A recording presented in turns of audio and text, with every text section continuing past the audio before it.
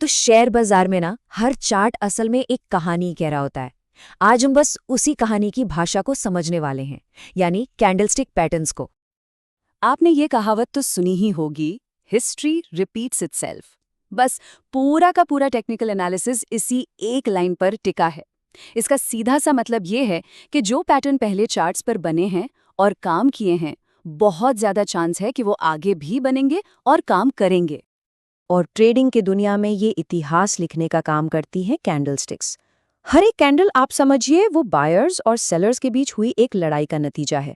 और अगर आपने इस भाषा को सीख लिया ना, तो समझ लीजिए आपकी ट्रेडिंग एक्यूरेसी को एक जबरदस्त बूस्ट मिल सकता है। तो चलिए बिल्कुल बेसिक से शुरू करते हैं। सबसे पहले ये समझना जरूरी है कि आखिर एक अकेली कैंडल बनती कैसे है, इसके अलग अलग हिस्से क्या बताते हैं। देखिए, ये जो एक छोटी सी कैंडल दिखती है ना, ये किसी भी टाइम पीरियड में मार्केट का पूरा मूड बता देती है। बस 4 चीज़ों के जरिए: प्राइस कहाँ पर खुला, कितना ऊपर गया, कितना नीचे गया, और आखिर में बंद कहाँ हुआ, यानी ओपन, हाई, लो और क्लोज। और मजे की बात पता है क्या है? आपको बस कैंडल का रंग देखना है। सिर्फ रंग देखकर आप 1 सेकंड में बता सकते हैं कि उस टाइम पीरियड में लड़ाई जीती किसने, बायर्स ने या सेलर्स ने। सिंपल है। हरी कैंडल का मतलब है बायर्स का दबदबा रहा, और अगर लाल है तो मतलब सेलर्स हावी थे। ठीक है, तो अब जब बेसिक्स क्लियर हो गए हैं, तो असली खेल पर आते हैं। चलिए देखते हैं कि कैसे कभी-कभी सिर्फ एक कैंडल में इतनी ताकत होती है कि वो मार्केट का पूरा रुख पलटने का सिग्नल दे सकती है। सोचिए जरा, मार्केट लगातार नीचे गिर रहा है और तभी चार्ट के बिल्कुल बॉटम पर आपको ये हथौड़े जैसा पैटर्न दिखता है, जिसे हम हैमर कहते हैं। ये कैंडल असल में एक बहुत बड़ा सवाल खड़ा कर रही है। क्या सेलर्स का जोर अब खत्म होने वाला है? अच्छा, अब इस स्लाइड पर देखिए। ये उस लड़ाई की पूरी कहानी बताती है। हुआ क्या? सेलर्स ने पहले तो पूरी जान लगाकर प्राइस को नीचे धकेल दिया। इससे बनी ये लंबी सी नीचे की परछाई या विक। लेकिन फिर बायर्स मैदान में उतरे और उन्होंने जोरदार वापसी की, प्राइस को वापस ऊपर खींच लिया। तो ये जो लंबी शैडो है ना, ये असल में बायर्स की जीत का सबूत है। ये चीख चीख कर कह रही है कि हमने इससे नीचे के दाम को रिजेक्ट कर दिया। लेकिन एक मिनट, एक बहुत जरूरी बात। हर हथौड़े जैसी दिखने वाली कैंडल हैमर नहीं होती। एक असली हैमर के लिए कुछ शर्तें हैं। पहली, ये हमेशा एक गिरावट के बाद ही दिखना चाहिए। दूसरी, इसकी जो नीचे वाली शैडो है वो बॉडी से कम 2 गुनी लंबी होनी चाहिए। और तीसरी, इस दौरान वॉल्यूम बढ़ना चाहिए।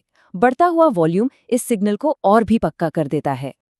अब हैमर से तो मिल लिए, अब मिलिए इसके बिल्कुल उल्टे भाई से, शूटिंग स्टार। कहानी बिल्कुल वही है, बस सब कुछ उल्टा हो गया है। ये एक तेजी के बाद टॉप पर बनता है। यहाँ बायर्स ने प्राइस को ऊपर ले जाने की कोशिश की, लेकिन सेलर्स ने उन्हें ऐसा पटका कि प्राइस वापस नीचे आ गया। तो अगर हैमर बायर्स का पावर पंच है, तो शूटिंग स्टार सेलर्स का। तो एक कैंडल की कहानी तो समझ आ गई, लेकिन जब 2 कैंडल्स मिलकर कोई कहानी सुनाती हैं, तो वो और भी ज्यादा पावरफुल हो जाती है। इस पैटर्न का नाम है एंगल्फिंग, जिसका मतलब ही होता है निगल जाना, और इसका नाम ही इसकी ताकत बता देता है। ये तब बनता है जब दूसरी कैंडल की बॉडी पहली कैंडल की बॉडी को पूरी तरह से ढक लेती है, जो मार्केट के मोड में एक बहुत बड़े बदलाव का इशारा होता है। इसे ऐसे समझिए, सेलर्स धीरे धीरे मार्केट को नीचे ले जा रहे हैं, और तभी अचानक बायर्स की एक बड़ी हरी कैंडल आती है और पिछली छोटी लाल कैंडल को पूरा का पूरा निगल जाती है। ये है बुलिश एंगल्फिंग, एक साफ सिग्नल कि अब ड्राइवर सीट पर बायर्स आ गए हैं। और इसका ठीक उल्टा होता है बेरिश एंगल्फिंग में, जहां एक बड़ी लाल कैंडल पिछली हरी कैंडल को ढक लेती है। ये किसी तेजी के खत्म होने का संकेत हो सकता है। अब मैं जो बताने जा रहा हूं ना, वो कई लोगों के लिए एक गेम चेंजर हो सकता है। इससे आप सीखेंगे कि कैसे मुश्किल से मुश्किल दिखने वाले पैटर्न्स को भी आसानी से समझा जा सकता है। स्क्रीन पर देखिए, ये है मॉर्निंग स्टार पैटर्न। इसमें 3 कैंडल्स होती हैं और ये अक्सर मंदी के बाद बॉटम पर बनता है। पहली लाल कैंडल सेलर्स का दबदबा दिखाती है, बीच वाली छोटी कैंडल कंफ्यूजन दिखाती है, और तीसरी हरी कैंडल बायर्स की जोरदार वापसी का ऐलान करती है। ये एक तरह से पावर का धीरे धीरे ट्रांसफर होना है। लेकिन यहाँ एक बहुत मज़ेदार ट्रिक है। क्या हो अगर हम इन 3 अलग अलग कैंडल्स को एक साथ मिलाकर देखें? क्या हो अगर हम बस अपना नजरिया मतलब अपना टाइम फ्रेम बदल दें? और यहीं आता है वो अरे वाह वाला मोमेंट। मान लीजिए ये तीनों कैंडल्स 5-5 मिनट की हैं, तो अगर हम इन तीनों को जोड़कर एक 15 मिनट की कैंडल बनाएं, तो क्या बनेगा? अक्सर एक सिंपल पावरफुल हैमर कैंडल। देखा, जो चीज 3 कैंडल्स में कॉम्प्लेक्स लग रही थी, वो बड़े टाइम फ्रेम पर असल में बहुत ही सिंपल निकली। तो इसका सबक क्या है? सबक ये है कि अगर आप सिर्फ एक कैंडल के पीछे की साइकोलॉजी को अच्छे से समझ गए तो बड़े बड़े कॉम्प्लेक्स पैटर्न्स को समझना आपके लिए बच्चों का खेल बन जाएगा। असल में सबसे ज़रूरी सिग्नल्स अक्सर हमारी आंखों के सामने ही होते हैं, बस अलग अलग टाइम फ्रेम में छिपे होते हैं। चलिए, पैटर्न्स को पहचानना तो आ गया, लेकिन सिर्फ पहचानना ही सब कुछ नहीं है। अब बात करते हैं उन सबसे ज़रूरी नियमों की जिनके बिना इस नॉलेज को असल ट्रेडिंग में यूज़ करना बहुत रिस्की हो सकता है। एक बात गांठ बांध लीजिए, कोई भी पैटर्न 100% गारंटी नहीं होता। ये बस एक संभावना है, एक प्रोबेबिलिटी। इसीलिए अपने रिस्क को कंट्रोल में रखना सबसे ज़रूरी है। और उसके लिए ये 3 नियम तो मानो पत्थर की लकीर हैं।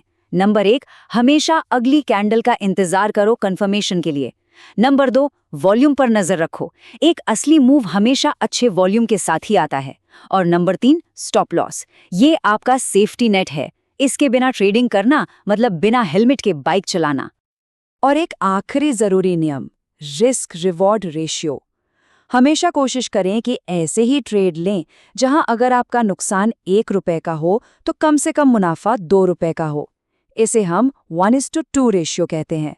इससे ये होता है कि अगर आपके कुछ ट्रेड गलत भी हो जाएं, तो भी एक सही ट्रेड उन नुकसानों की भरपाई कर सकता है।